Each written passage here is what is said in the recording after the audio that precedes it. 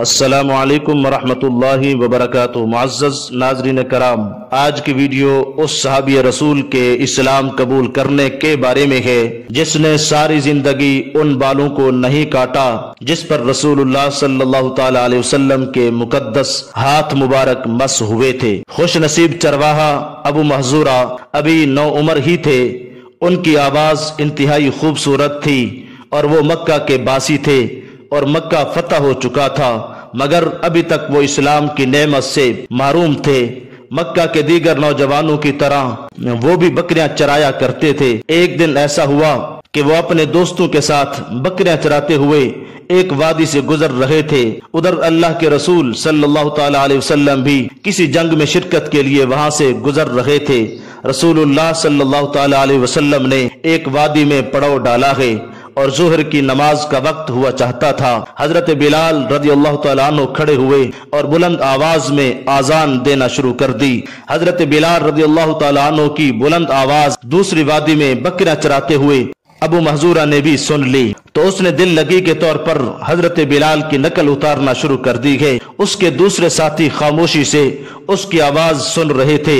حضرت بلال آذان دیتے رہے اور ابو محذورہ ان کی نقل اتارتے رہے اور انداز میں تمسخر تھا مگر آواز غضب کی تھی۔ پھر ابو محذورہ کی قسمت جاگ اٹھی ہے، ان کی خوبصورت آواز کو تاجدار کائنات نے سماعت فرما لیا ہے، آواز اچھی لگی ہے۔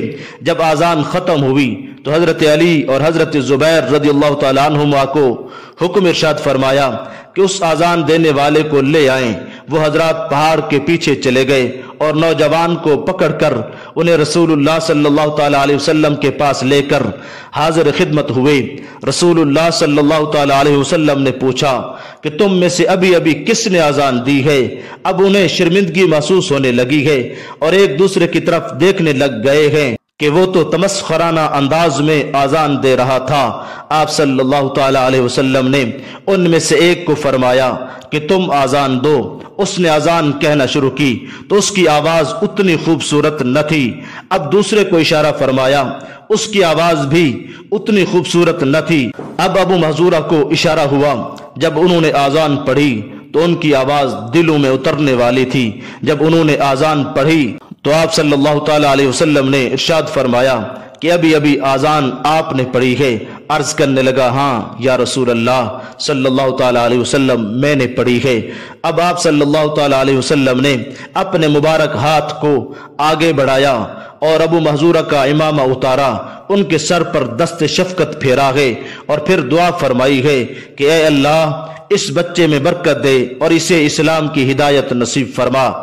ابو محذورہ کے دل کی کیفیت کیا ہوگی جب اللہ کے رسول صلی اللہ تعالی علیہ وسلم کا لمس، وہ مبارک ہاتھ لمس کی لذت اور پھر ان کی قسمت جاگ اٹھی اور کہا اشہد ان لا الہ الا اللہ واشہد ان محمد رسول اللہ۔